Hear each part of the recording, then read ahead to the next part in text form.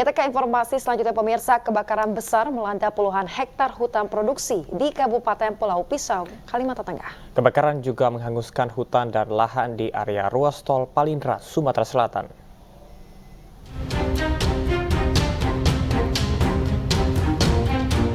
Kebakaran besar melanda puluhan hektar hutan produksi yang berada di Desa Tanjung Taruna, Kecamatan Jabiren, Kabupaten Pulau Pisau, Kalimantan Tengah.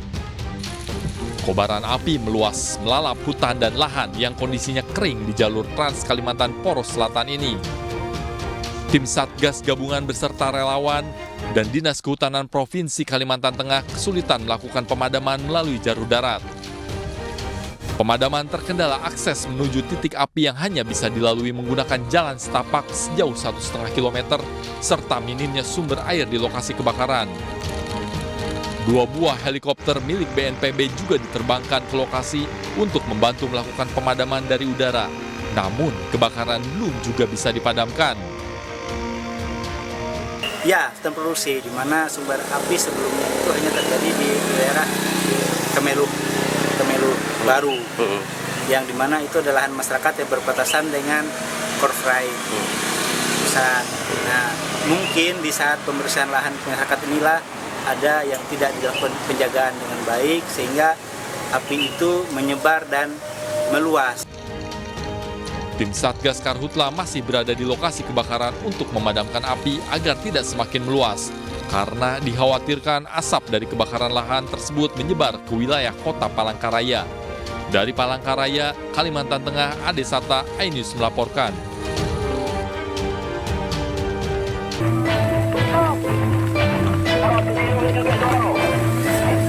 Kebakaran hutan dan lahan di area ruas tol Palindra, Sumatera Selatan kembali terjadi. Pemadaman terkendala air habis, sementara sumber air di sekitar lokasi kebakaran tidak ditemukan.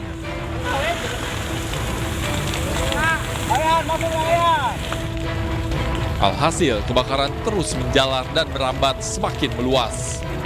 Hingga malam, pemadaman terus dilakukan petugas agar api bisa dijinakan. Kapolres Ogan Ilir meminta semua pihak untuk ikut berpartisipasi dalam penanganan karhutla. Jangan sampai kebakaran semakin melanda. Monitoring di mana titik-titik penampungan air yang masih ada. Karena di tempat kita rata-rata semua sudah kering, embung-embung juga sudah kering. Kemudian ada beberapa titik yang kira-kira kita persiapkan untuk emergensi pengisian ulang pada saat terjadinya karhutla. Pengungkapan pelaku pembakaran lahan juga terus dilakukan polisi. Kebakaran yang meluas juga mengakibatkan pengguna jalan tol harus ekstra waspada saat melintas jalanan. Dari Kabupaten Ogan Ilir, Fitriadi, iNews melaporkan. Pemirsa, meski api sudah dapat dikendalikan, pemadam kebakaran Gunung Bromo ternyata menelan biaya miliaran rupiah. Selain itu, 500 hektar lahan dan hutan yang rusak membuat sektor pariwisata lumpuh.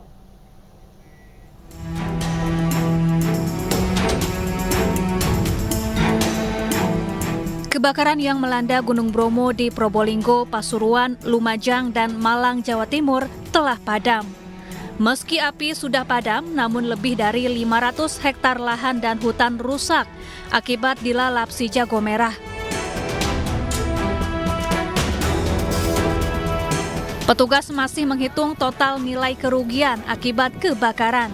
Namun jika dihitung dari biaya pemadamannya saja, sudah menelan lebih dari 1,2 miliar rupiah. Kepala BNPB Letjen TNI Suharyanto menyebut dana yang dikeluarkan pemerintah untuk 1 jam waterbombing mencapai 150 juta rupiah. Biaya ini akan lebih mahal jika waterbombing menggunakan helikopter Super Puma. Selain itu, kebakaran berdampak pada sektor pariwisata. Ada 4 wilayah yang ditutup sehingga membuat aktivitas pariwisata lumpuh. Tempat penginapan, warung-warung, dan moda transportasi sepi.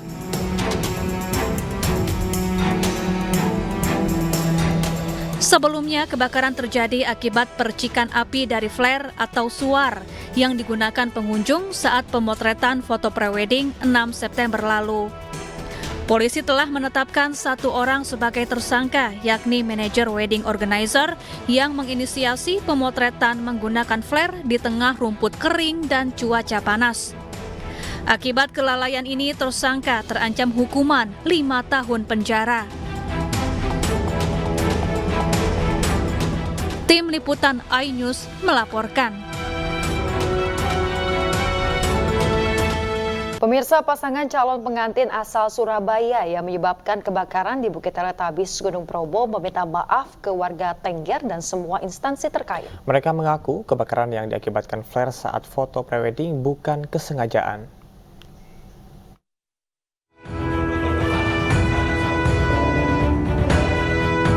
Sejak sepekan lalu, pasangan calon pengantin Hendra Purnama dan Pratiwi Mandala Putri penyebab kebakaran di Bukit Teletabis Bromo akhirnya minta maaf.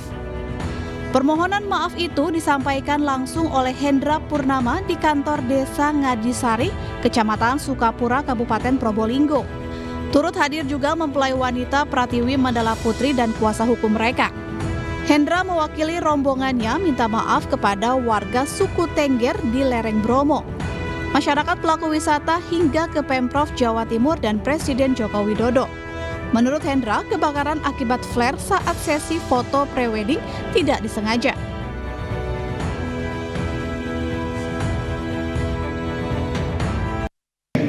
Ingin menyampaikan permohonan maaf yang sedalam-dalamnya.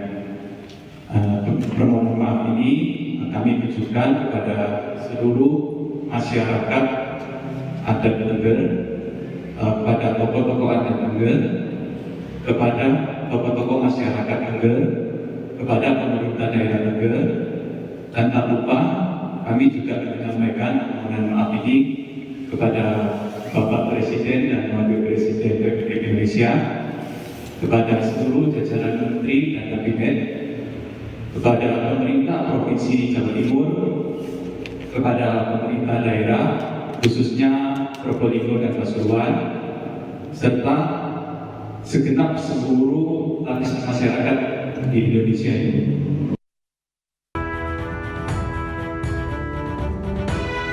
Akibat kelalaian keduanya, savana Watangan atau Bukit Teletabis yang tadinya dipenuhi rumput dan vegetasi hangus terbakar. Bahkan kebakaran juga menghanguskan 500 hektar lahan di kawasan konservasi tersebut. Dari Probolinggo, Jawa Timur, Hana Purwadi, iNews melaporkan.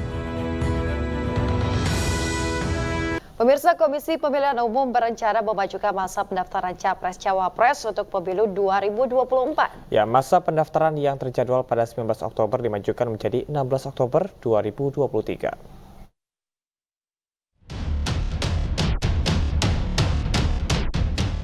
Komisi Pemilihan Umum mengusulkan memajukan masa pendaftaran calon presiden dan calon wakil presiden Pilpres 2024.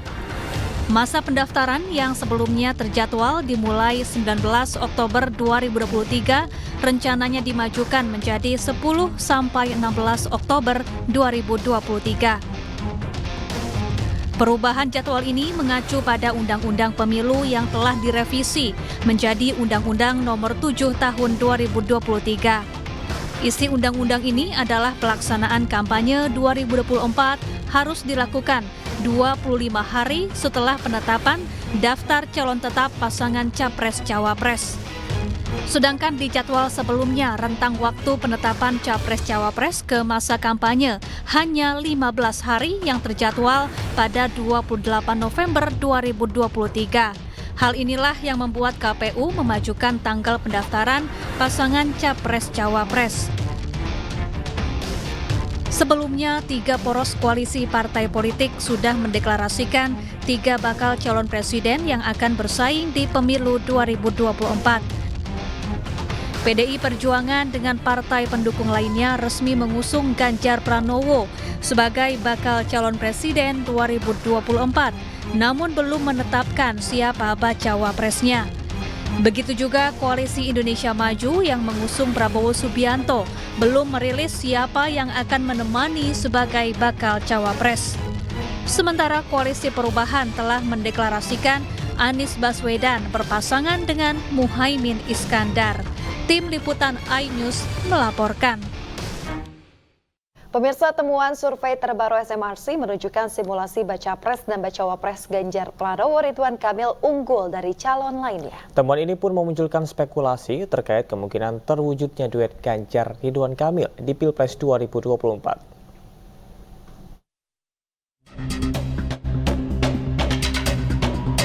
Survei Saiful Munjani Research and Consulting (SMRC) melakukan simulasi dengan memasangkan beberapa bakal calon presiden untuk 2024. Dalam simulasi ini, Ganjar Ridwan Kamil unggul dengan dukungan 35,4%, Prabowo Erick Thohir 31,7%, dan Anies Baswedan Muhaimin Iskandar 16,5%. Masih ada 16,4% yang belum jawab. Dari simulasi ini, baru pasangan Anies Baswedan, Muhaimin Iskandar yang sudah deklarasi. Namun, masih di bawah hasil survei Ganjar Ridwan Kamil maupun Prabowo Erick Thohir. Deklarasi itu belum terlihat dampak positifnya ya bagi kemajuan dukungan pada Anies Baswedan. Kalau kita bandingkan misalnya dengan survei tatap muka yang kami lakukan sebelumnya di awal Agustus, kami menemukan bahwa dukungan pada Anies Baswedan ketika itu individual itu sekitar 20-an%. Lalu sekarang ketika berpasangan dengan Muhaimin Iskandar 16,5%. Simulasi pasangan Ganjar Ridwan Kamil unggul, dan ini mungkin saja bisa terjadi karena mantan Gubernur Jawa Barat itu juga telah bertemu dengan Ketua Umum PDI Perjuangan Megawati Soekarno Putri. Namun menariknya, pertemuan makan malam Ridwan Kamil bersama Prabowo Subianto pada Kamis 14 September lalu membuat semuanya masih bisa terjadi. Ridwan Kamil yang juga Wakil Ketua Umum DPP Partai Golkar tentu diharapkan Prabowo tetap solid bersama Koalisi Indonesia Maju. Jadi, mungkinkah terwujud simulasi sesuai SMRC, pasangan Ganjar Pranowo dan Ridwan Kamil? Tim Liputan iNews melaporkan. Baca pres Prabowo Subianto menyebut koalisi pengusungnya di Pilpres 2024 sebagai poros tengah. Sementara itu sosok bacawa pres pendamping Prabowo hingga kini masih belum ditentukan.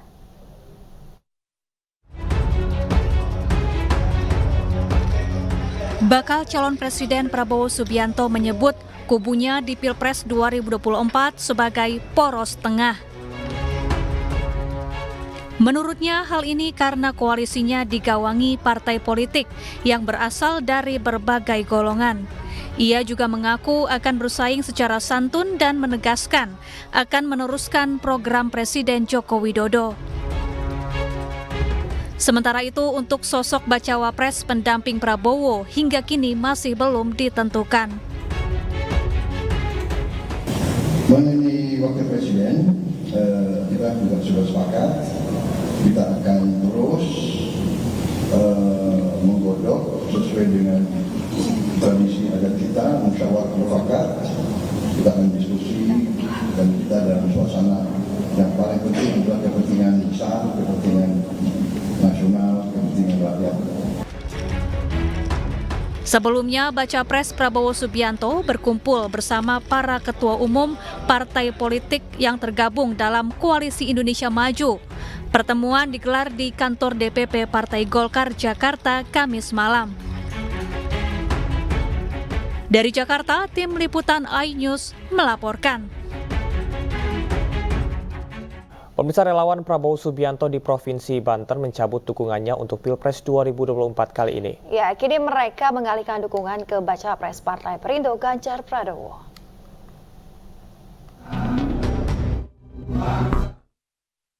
Relawan Prabowo Subianto yang tergabung dari pendekar silat dan kiai-kiai kampung dari kabupaten kota di Provinsi Banten pada pemilu 2019 lalu mencabut dukungannya di Pilpres 2024.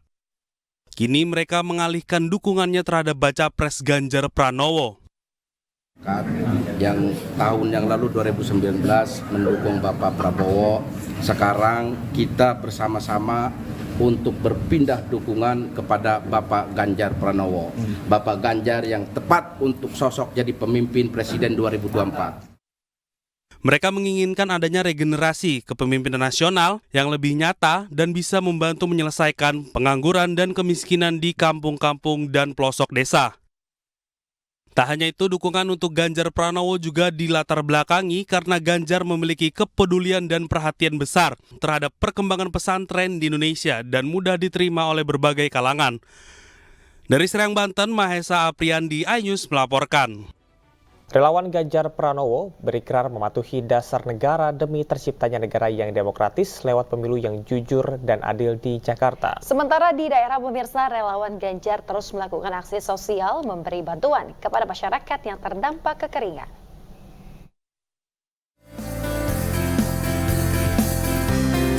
Terdampak kekeringan sejak beberapa bulan terakhir, sekitar 750 kepala keluarga di 5 desa Pandeglang, Banten mendapat bantuan 5 tangki air bersih dari relawan Gardu Ganjar. Bantuan air bersih itu dipergunakan untuk kebutuhan sehari-hari seperti masak, minum, mandi hingga beribadah.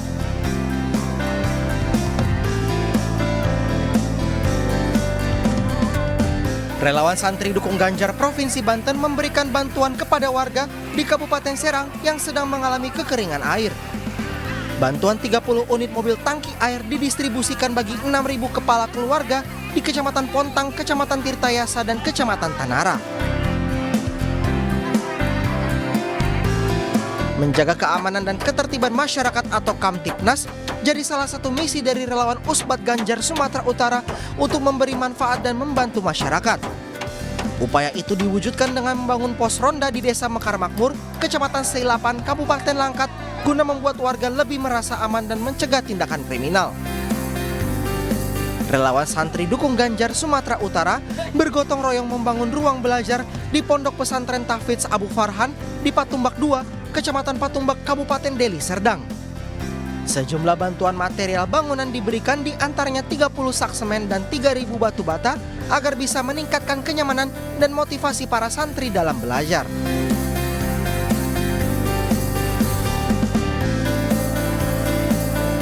Puluhan relawan Himpunan Santri Nusantara melakukan ikrar dukungan untuk Ganjar Pranowo Presiden 2024 di posko pemenangan Jalan Wijaya, Kebayoran Baru, Jakarta Selatan.